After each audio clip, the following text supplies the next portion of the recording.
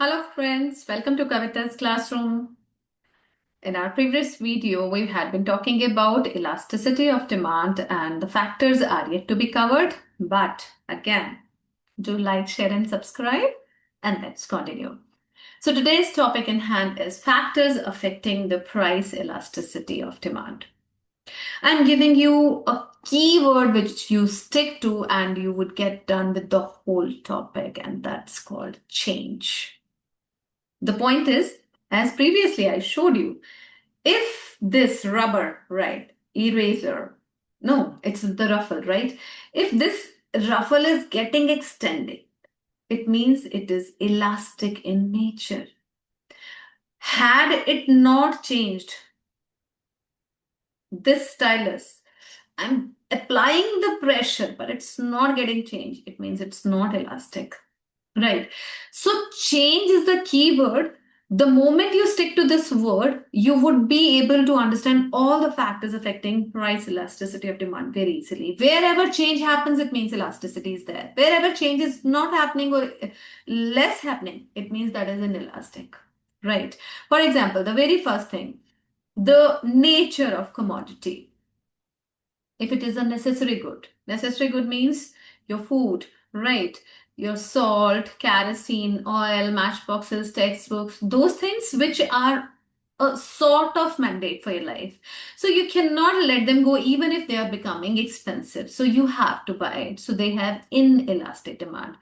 Mind you, I'm not saying perfectly inelastic. Minor effect would be there, right? So their elasticity is less than 1. Less than 1 means less than proportionate change would be there if the prices do rise. But when it comes to luxuries means we can think of sparing them, right? Like ACs, costly furniture, fashionable garments, we can survive without them, right? So they have elastic demand. What does it mean? Elastic means if the price, say, gold is the best example to quote here. Whenever we have it in news that the prices of gold have fallen, you would see a rush in the market. Why? Because you see that yes, people are responsive. They had been waiting for this luxury item, right? That if that fall is there, then we will buy. Otherwise, we are not buying it because without wearing gold, right, we are able to work for the whole day and we are good to go with our life. Okay. So again, what's the crux of the story? Necessary goods, the elasticity is inelastic. But when it comes to the luxury goods, the elasticity is more. They are very much responsive. Where can the change be? The change can be there in luxury goods, not in the necessity goods. Then comes the availability of substitutes. Right. What do you mean by the term availability of substitutes? Say it's a hot summer season, I'm looking for some cold beverage, and I feel like having, say, Coca Cola. Right. But unfortunately, if that's not available, would I say, okay, never mind, I'll go back home and all and all? No, I'll say, okay, give whatever you want to, whatever is available with you. So I would be okay with Pepsi, with Thumbs Up, maybe with some other Sprite or, Fanta, anything, because here the substitute is available. I can satisfy myself. So wherever change happens, I wanted Coca-Cola. I wanted Coke, right? And did I stick to Coke? No, I changed. So wherever the term change happens, it means that demand is elastic. So availability of substitute makes it more elastic. Okay. Now, again, multiple uses, right? So, uh, fine. Best example.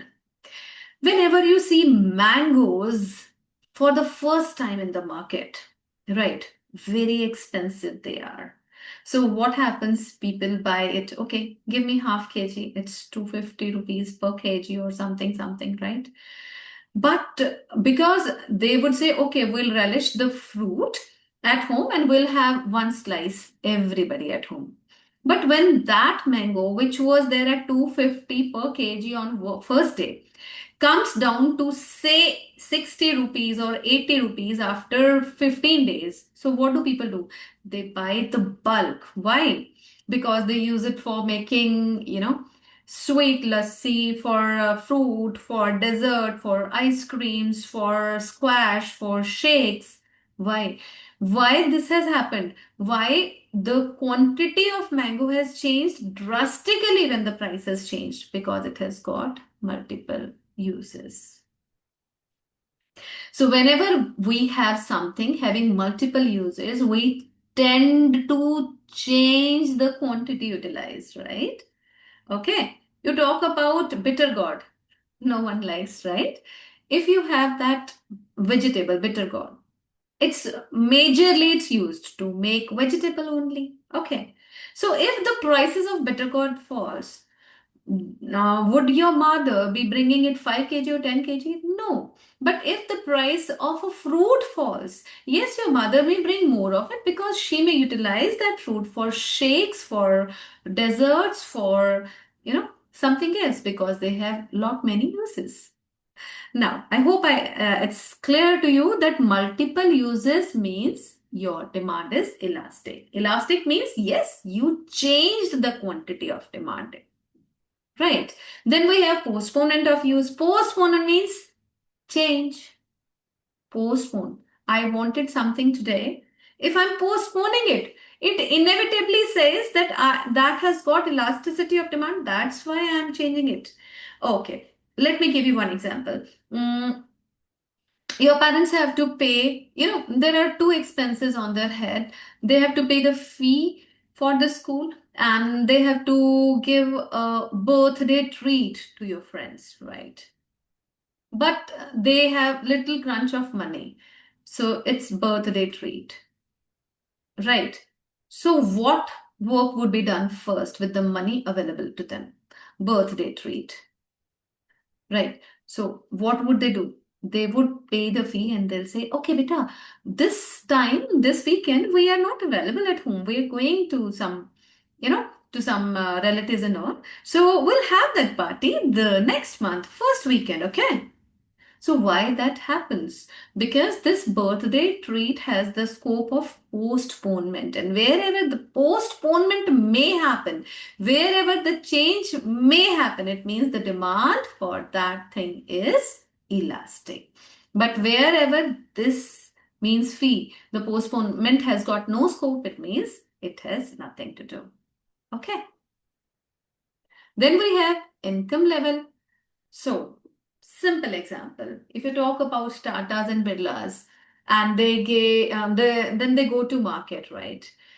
And if they find something costlier than previous day or something, would they mind? Would they leave that good? Would they be coming home without goods? No. Why? Because they are rich enough to buy the things at any price. So higher income means there is no elasticity. Their demand is inelastic. Inelastic means whatever they want to buy, they will buy, irrespective of higher prices.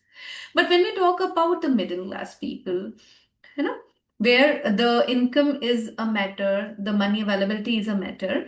If there is some price rise, they had thought of some level of the expense, but if the expenses are expected to be higher, they'll keep it on hold. They'll say, okay, we'll go for the next time. We'll buy the things maybe the next month. Right.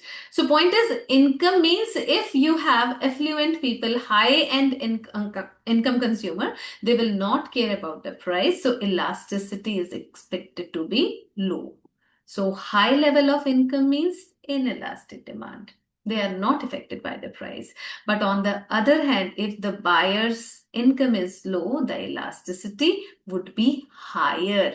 They are vulnerable to change. Who would change his demand pattern?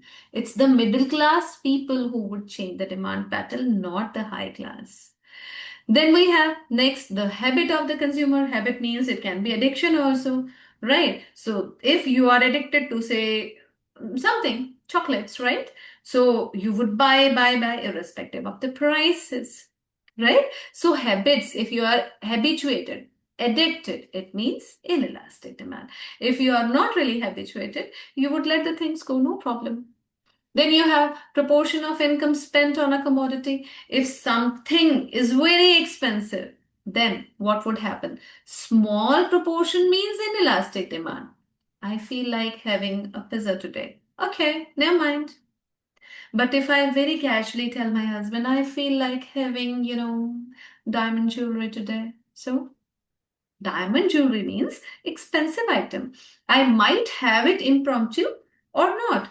I may have it right at this moment, but a major possibility is no, we have to think because wherever the proportion of income spent is higher, we have to think about it. If I feel like having some samosa, pakora, Pepsi, cold drink, that's okay. Anytime. So that is inelastic. Whatever I feel like, I would have it. But if that proportion is large, then the elasticity would be higher. Then the price level. Again, it's somewhat similar, right? The elasticity of demand would be higher at high level of prices and lower at low level of prices. It's somewhat similar with the previous point. And then the time period. For some short periods of time, we have inelastic demand. But for longer period, we have higher elasticity. For example, say, I need to rush to school, right? If I am very well in time, I have 1 hour at my disposal, right? And the school is just 1 kilometer away. I have 10 options. I can drive by car, by scooty, go walking. I can have Ola, Uber, something, right? Means elasticity for a longer period. I'm just taking a silly example of longer and shorter period here, that if I am late today and I'm just left with 10 minutes, and then can I go walking to my school? No. So for short period, elasticity is not there. Change is not possible. But when for a long period I'm talking, the change is very much possible. So stick to this keyword change to know about elasticity and elastic patterns. If elasticity means if the change is possible, it means that is elastic. But if change is not possible, then the demand for that thing is inelastic. I hope the things are pretty clear to you. So keep watching. Bye bye. See ya.